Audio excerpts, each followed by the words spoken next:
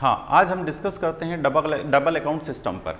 Double account system कहाँ use होता है, किस तरह के बिजनेस में यूज़ होता है। जनरली सर्विस प्रोवाइड करने वाली कंपनियों के लिए आपका डबल अकाउंट सिस्टम यूज़ होता है। जैसे ऑपरेटिंग वाली हैं, वहाँ पर भी आपका डबल अकाउंट सिस्टम सर्विस है, वहाँ पर आती है। जैसे हम बात करते हैं इलेक्ट्रिसिटी कंपनी, गैस सप्लाई करने वाली कंपनी, वाटर सप्लाई करने वाली कंपनी, एटसेट्रा। इस तरह से अगर इस तरह की कंपनियां हैं तो इनके लिए इनमें डबल अकाउंट सिस्टम यूज किया जाता है।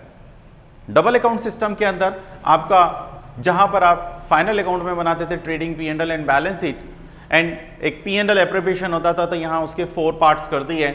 आपका क्या बना दिया, रेवेन्यू, नेट रेवेन्यू। तो रेवेन्यू के अंदर आ गया आपका ट्रेडिंग और P&L को मिक्स कर दिया, एंड P&L एप्रोप्रिएशन को कहां ट्रांसफर कर दिया, आपका नेट रेवेन्यू अकाउंट के अंदर ट्रांसफर कर दिया। एंड बैलेंस शीट के 2 पार्ट्स कर दिए हमारे, करंट एसेट्स करंट लायबिलिटीज से रिलेटेड हमारे कहां चले जाएंगे, आपके जनरल बैलेंस शीट में, और फिक्स नेचर की जो हमारी एसेट्स हैं और लॉन्ग पीरियड के लोन वगैरह हैं, शेयर्स हैं, एटसेट्रा, इनको ट्रांसफर कर दिया आपका रिसिट्स एंड एक्सपेंडिचर अकाउंट में। तो इस टॉपिक के लिए हम नेक्स्ट वीडियो में डिस्कस करेंगे। आज हम डिस्कस करते हैं सिर्फ डबल अकाउंट सिस्टम में रिप्लेसमेंट ऑफ फिक्स एसेट्स।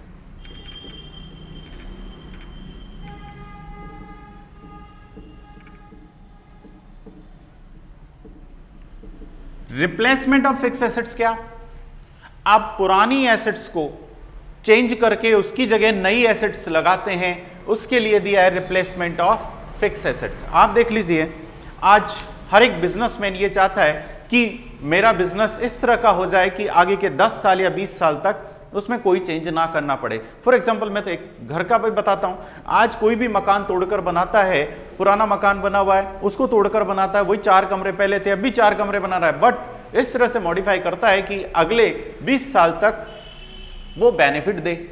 आज पहले आप देख लीजिए लिफ्ट नहीं होती थी, आज घर के अंदर लिफ्ट लगाना चालू कर दिया, तो थोड़ा सा एक्स्ट्रा, पहले रफ स्टोन लग रहा था आज मार्बल लगाने लग गए, टाइल्स लगाने लग गए, तो थोड़ा सा चेंज किया आपने। और नई एसेट्स आपकी, पहले आपका डक्ट सिस्टम नहीं था, आपने डक्ट सिस्टम उसमें फिट करवाया, ऑलरेडी जो बना हुआ रहता है उसमें नहीं लगा सकते, तो अब जो आप लगाएंगे तो उसमें क्या करेंगे, एक्स्ट्रा। सेम चीज हम यहां पे बात कर लेते हैं। Suppose for example railway company, एक रेलवे कंपनी है। अब रेलवे कंपनी के अंदर अगर उसके पुराने स्टेशन को तोड़कर आज नया स्टेशन, पहले जो स्टेशन बना हुआ था उसकी कैपेसिटी कितनी थी कि 500 पैसेंजर वहां पर बैठ सकते थे, अब आपको वहां की भीड़ को देखते हुए 10,000 पैसेंजर या 1 लाख पैसेंजर या और ज्यादा की कैपेसिटी बनानी है, तो आपको उसके अकॉर्डिंग उसे मॉडिफाई करना पड़ेगा। पहले आपकी जो सीटें लग रही थी वो 100 या 500 सीट से काम चल जाता था, अब आपको क्या करना पड़ेगा, 10,000 सीटें चाहिए। पहले आपका स्टेशन 300 मीटर में था, अब हो सकता है आपको उसको 500 मीटर या 800 मीटर तक फैलाना पड़ेगा। आपका टीन शेड एरिया कितना था, पहले रुकने के लिए पैसेंजर के लिए क्या जरूरत थी, वो सारी चीजें आपको उसमें देखनी होंगी। पहले आपके, अब देखिए पैसेंजर की क्वांटिटी बढ़ गई, भीड़ बढ़ गई, तो एक साथ पब्लिक ज्यादा आएगी, तो उस कंडीशन में आपका स्टेप काम नहीं आती है, तो उसमें आप क्या करेंगे, लिफ्ट लगवाएंगे, ठीक है, एक्सीलेटर लगवाएंगे, एटसेट्रा। सीनियर सिटीजन आ गए, उनको एक जगह से दूसरी जगह ट्रांसफर करना है, तो उसके लिए आपको उसकी व्यवस्था एक्स्ट्रा करनी पड़ेगी। अब आपके स्टेशन पे दिव्यांग व्यक्ति आने लग गए, अब उनको पानी पीना है, तो दोनों हाथ तो वो यूज नहीं कर सकते, तो आप क्या करते हैं, आजकल जो लेटेस्ट आ गया कि हाथ आप उसके नीचे ले जाइए, बर्तन को ले जाइए, पानी चालू हो जाता है, तो ऐसा भी आपको एक्स्ट्रा लगाना पड़ेगा। तो हर एक चीज के लिए मॉडिफाई करना पड़ेगा कि 10 साल तक, 20 साल तक या 40 साल तक हमारा पुराना ना रहे। तो इसी में आता है कि अब वो बिल्डिंग है, उस बिल्डिंग को तो हटाना है और उसकी जगह आपको क्या बनाना है, नया बनाना है, तो उसमें से कुछ मटेरियल आपका पुराना काम में आएगा, तो जो पुराना मटेरियल काम आएगा उसकी भी हम यहां पर जर्नल एंट्री करेंगे, और जो मटेरियल हमने नई लिया है उसकी भी हम यहां पर करेंगे। कुछ मटेरियल ऐसा होगा जो हमारे किसी काम का नहीं है, तो हम उसे सेल आउट कर देंगे, और पुराने की जगह जो नया आया है उसका एडजस्टमेंट भी हम यहां पर करेंगे। इसी के लिए देखा है, देखिए अगर आपने जो स्टेशन बनाया था, अगर वो 1990 में बनवाया था, आज आप बात कर रहे हैं 2020 में, 30 इयर्स, अगर उस टाइम को आपका लेबर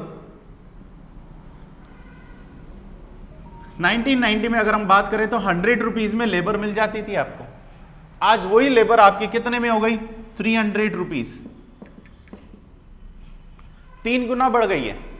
अब इस तरह से आज हम कंपेयर करें कि भाई पहले जो मैंने स्टेशन बनाया था 100 मीटर, वहां पर 10 लाख का खर्चा आया था, आज बना रहे हैं तो उसके लिए कितना हो रहा है? 50 लाख का खर्चा हो रहा है। 5 गुना कैसे बढ़ गया? वही जगह वही सारी चीज बनाते हैं। तो फॉर एग्जाम्पल मैं तो बात करता हूं कि आपके पहले 2 कमरे बने हुए थे, ठीक है, अब भी आप वापस उसको तोड़कर 2 कमरे बनाते हैं, तो क्या वो 10 लाख के ही बनेंगे? नहीं, वो आज की अकॉर्डिंग उसमें क्या होगी? लेबर की कॉस्ट बढ़ गई, उससे उसकी रेट में भी चेंजेज आएगा, मटेरियल में चेंजेज आएगा, मटेरियल भी आपका क्या होगा? चेंज होगा, एंड ओवरहेड भी आपके चेंज होंगे। जो फैसिलिटी आपको कम रेट में मिल जाती थी, आज वो क्या रहेगी? उसकी कॉस्ट ज्यादा होगी। तो इस तरह से आपका ये चेंजेज आएगा। इस चेंज को खत्म करने के लिए सबसे पहले तो इसके लिए क्या करना पड़ेगा कि अगर हम इसको कंपेयर करते हैं तो यही रेवेन्यू मानकर, मींस 10 लाख की चीजें 3 गुना हो गया, 3 गुना हो गया, मींस आज ये कितने के इक्विवेलेंट हो गई? 30,000 के। कहेगा क्वेश्चन में आपको इंडेक्स दे रखा होगा, जैसे आपने सेकेंड ईयर में देखा होगा टैक्स के अंदर कैपिटल गेन जब अपन निकालते थे तो वहां पे इंडेक्स देता था एसेट्स की वैल्यू बढ़ने पर। सेम यहां पर भी ये क्वेश्चन के अंदर आपको अवेलेबल कराएगा कि लेबर 3 गुना बढ़ गया, मटेरियल 2 गुना बढ़ गया, ओवरहेड आपका 100% इंक्रीज हो गया, एटसेट्रा। जैसे भी वो कहेगा आपको उसके अकॉर्डिंग इसमें क्या डालना है? इफेक्ट डालना है, और उसके अकॉर्डिंग आपको क्या करना होगा? इसका वैल्यू को निकालना है। फॉर एग्जाम्पल अगर हमसे यहीं पर कहे कि इसकी वैल्यू को निकालना है, तो वैल्यू निकालने के लिए देखिए मैं आपसे बात करता हूं, ये कोई भी मटेरियल है आपका कितना है?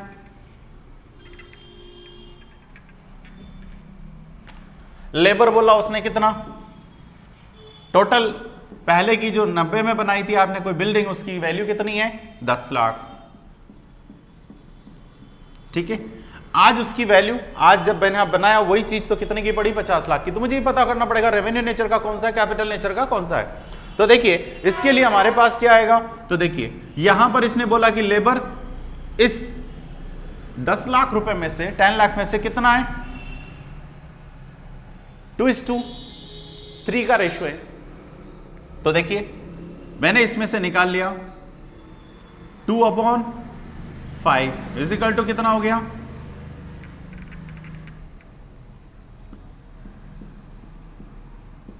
4 लाख रुपए, ठीक है। ऐड करेंगे इसमें इंक्रीज रेंट,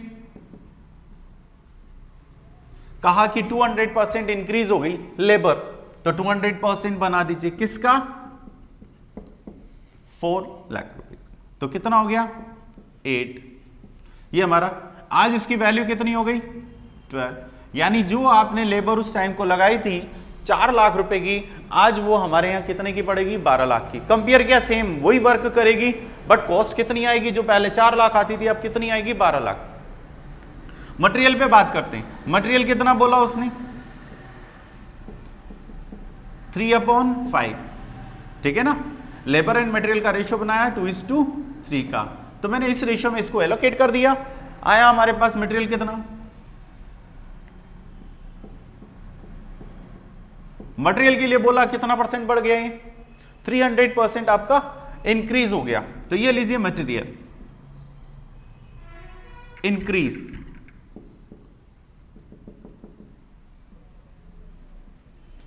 %300 आज वही मटेरियल मेरे कितने का आ रहा है? तो देखिए कितने का? 24 लाख रुपए का।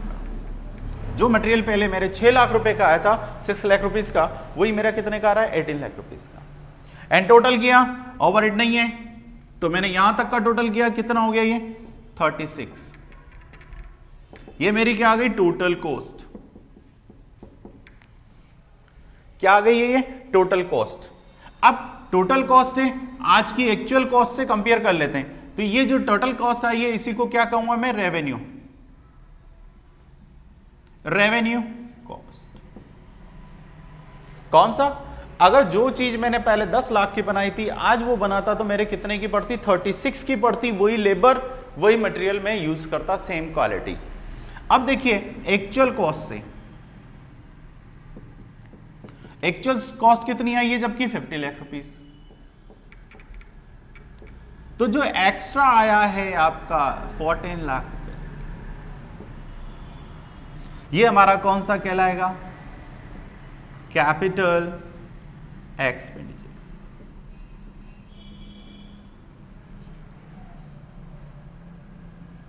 क्या कहलाएगा? Capital expenses. तो ये कैपिटल एक्सपेंसेस में क्या हुआ, आपको पहले भी बताया, आज कोई भी अगर मकान बनवाता है तो पुराने वाले चीज में अभी चेंज करेगा। पहले रफ स्टोन लग रहा है तो आपने क्या लगा दिया? मार्बल या टाइल्स। पहले आपके लिफ्ट नहीं लग रही थी, स्टेप यूज करते थे, आज आपने क्या कर ली? लिफ्ट लगा ली है ऊपर तक जाने के लिए, तो एक्स्ट्रा खर्चा कैपिटल नेचर का। और भी कुछ चीज जो आपकी लेटेस्ट हो गई है, पहले नहीं थी अब है, तो वो ऐसे एक्सपेंसेस आपके कौन से कहलाएंगे? कैपिटल नेचर के एक्सपेंसेस। आइए अब इसको हम प्रेजेंट करना देखते हैं कि अगर जनरल एंट्री बनाई जाए तो इसकी जनरल एंट्री क्या होगी। तो जनरल एंट्री पे चलते हैं। इसके लिए जनरल एंट्री क्या हो सकती है? तो देखिए, अगर फैक्ट्री का होगा तो वर्क्स, ठीक है, जो भी उसमें नाम दे रखा होगा कैपिटल एक्सपेंसेस का, वो एसेट्स का नाम दे रखा है तो उस एसेट्स का नाम देना है, ठीक है ना। रेलवे प्लेटफॉर्म है तो रेलवे प्लेटफॉर्म है, वर्क्स है तो वर्क्स अकाउंट डाल देंगे, और भी कुछ दे रखा होगा तो वो।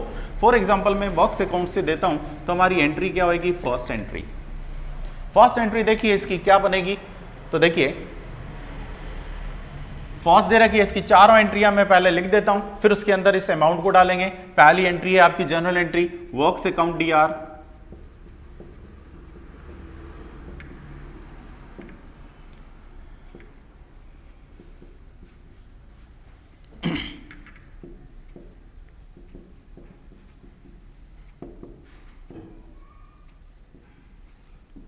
Works account DR, replacement account DR to bank. मेरी जेब से कितना पैसा गया वो लेना है। Second point, use of old material. पुराना मटेरियल अगर आप यूज करते हैं,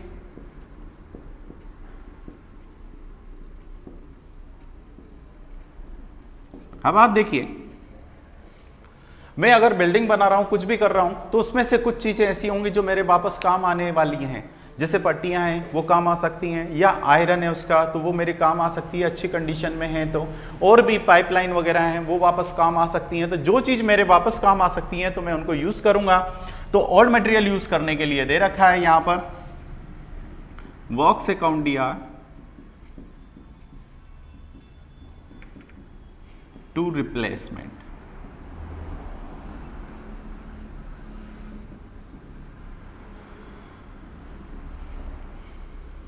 थर्ड, यूज ऑफ मटेरियल के बाद आता है आपका, अब आपके पास जो मलबा निकला है जो किसी काम का नहीं है, वापस काम नहीं आ सकता, तो उसको रखेंगे क्या? नहीं, उसको क्या करेंगे?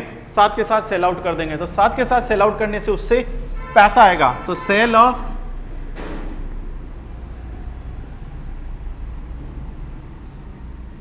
Old material. अगर पुराने मटेरियल को आप सेल करते हैं तो उसके लिए देखिए पैसा आएगा, so bank account DR to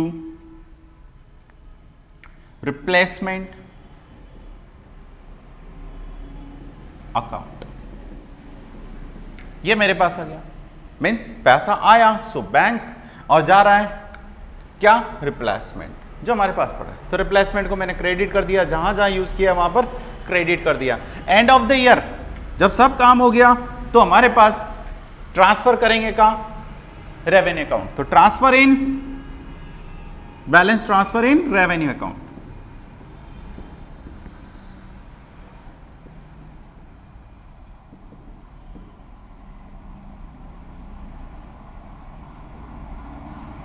तो बैलेंस जो बचा रह गया उसको ट्रांसफर करेंगे का? Revenue account. मींस यहां का जो टोटल है इसमें से ये और ये लेस करने के बाद जो बचेगा उसे ट्रांसफर करेंगे यहां पर। तो देखिए क्या बनेगा हमारे पास, तो रेवेन्यू अकाउंट DR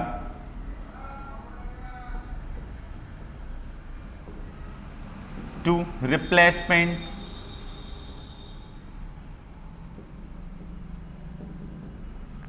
देखिए टोटल जो है हमारे पास रिप्लेसमेंट, इसमें से लेस हो जाएगा ये दोनों वाले पॉइंट, फर्स्ट और सेकंड के। तो फर्स्ट में से, फर्स्ट के टोटल में से लेस कर देंगे सेकंड और थर्ड वाला पॉइंट, जो बचेगा बैलेंस उसको यहां शो करना है, ठीक है। इसी तरह से यहां वर्क्स वाले में जब आप दिखाएंगे तो हमारे पास वर्क्स अकाउंट के अंदर टोटल पैसा आ गया, कैपिटल नेचर का।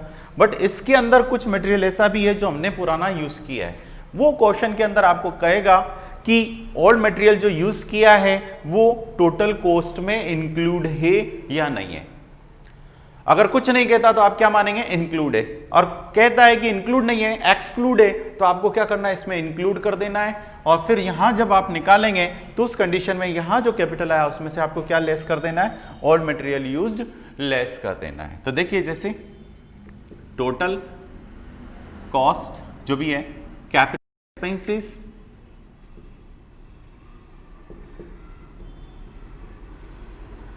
लेस कर देंगे इसमें से यूज ऑफ ओल्ड मटेरियल, ये हमें इसमें वर्क करना है। आइए अब इसको प्रेजेंट करके देखते हैं, एग्जांपल हम साथ में दे देते हैं। देखिए मेरी एक्चुअल कॉस्ट ये है और ये मेरी कौन सी है, ओल्ड कॉस्ट, एंड रेशियो था हमारा कितने का, 2:3 का। Old material used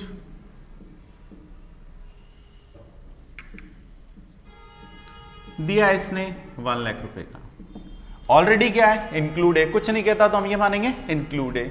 cell of old material,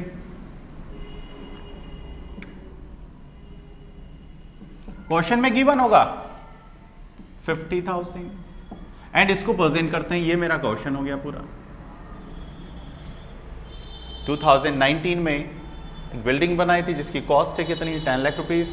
आज उसको बनाते हैं, वापस तोड़कर रिन्यू करते हैं, तो उस कंडीशन में क्या होता है, रिप्लेस करते हैं तो क्या होता है, 20 में 50 लाख रुपीस की। तो एक्चुअल कॉस्ट मैंने इससे निकाली, टोटल कॉस्ट में आज की रेवेन्यू कॉस्ट निकाल ली, 2 पार्ट्स में एलोकेट किया, रेशियो क्या था 2:3 का, इस रेशियो में एलोकेट करके इंक्रीज ट्रेंड हमने डाल लिया, जो भी क्वेश्चन में देगा हमेशा टोटल कॉस्ट निकालेंगे और इसमें से लेस करेंगे एक्चुअल कॉस्ट, तो जो आएगा, जो डिफरेंस अमाउंट आएगी, उस डिफरेंस अमाउंट को कैपिटल एक्सपेंसेस कहेंगे। एंड अब ट्रांसफर करते हैं, इसको किस तरह से प्रेजेंट किया जाता है, ये जो आपने निकाला है इसको जनरल एंट्री में कैसे निकालते हैं। तो देखिए जनरल एंट्री के अंदर मैंने जैसे लिखा कैपिटल एक्सपेंसेस कितना है आपका 14 है, लेस कर दीजिए इसमें से यूज ऑफ ओल्ड मटेरियल, तो कितना मटेरियल आपने यूज किया, एक। इसका तो कैश देना नहीं पड़ा क्योंकि मुझे तो कैश की बात चल रही है, बैंक की बात चल रही है, सो उसको मुझे क्या करना है, लेस करना है कि मेरे पास से पैसा कितना गया, तो कितना आया हमारे पास 13 लाख। नेक्स्ट रिप्लेसमेंट, तो रिप्लेसमेंट में पूरा रेवेन्यू नेचर का, रिप्लेसमेंट में कहां जाएगा, रेवेन्यू नेचर का जो एक्सपेंसेस है वो पूरा रिप्लेसमेंट में जाएगा। तो देखिए कितना 36 लाख। तो मेरी जेब से टोटल पैसा कितना गया, तो देखिए total 49।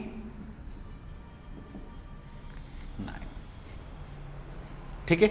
Next use of old material, use करने पर कितने का मटेरियल यूज किया, जनरल एंट्री पे ध्यान देना है बस, बाकी और कुछ नहीं करना। तो करते हैं ट्रांसफर, ये लीजिए यूज ऑफ ओल्ड मटेरियल, क्या दिया यूज ऑफ ओल्ड मटेरियल, तो हमारे पास है 1 लाख रुपीस का।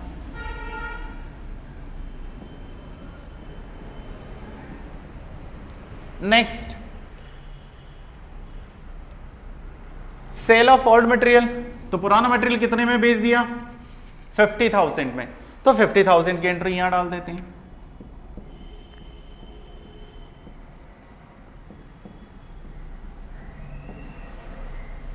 नेक्स्ट इसने दिया है balance transfer in revenue account, तो रेवेन्यू अकाउंट कितना दे रखा है, तो देखिए हमने यहां वर्ड डाल रखा है, फर्स्ट में से लेस करना है सेकंड एंड थर्ड, तो ये फर्स्ट में रिप्लेसमेंट में कितना दे रखा है 36 लाख रुपीस, लेस करना है इसमें से क्रेडिट जो हो गया, 2 जगह क्रेडिट हुआ है, दोनों को लेस कर दीजिए।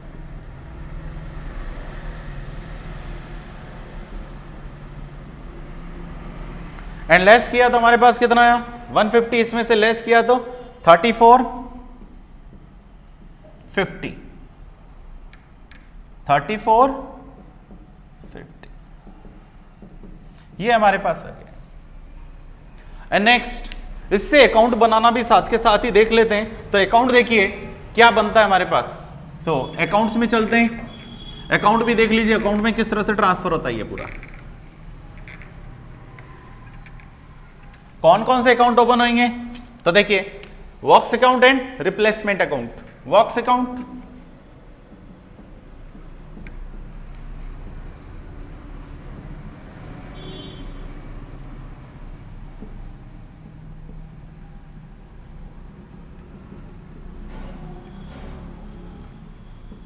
And replacement account.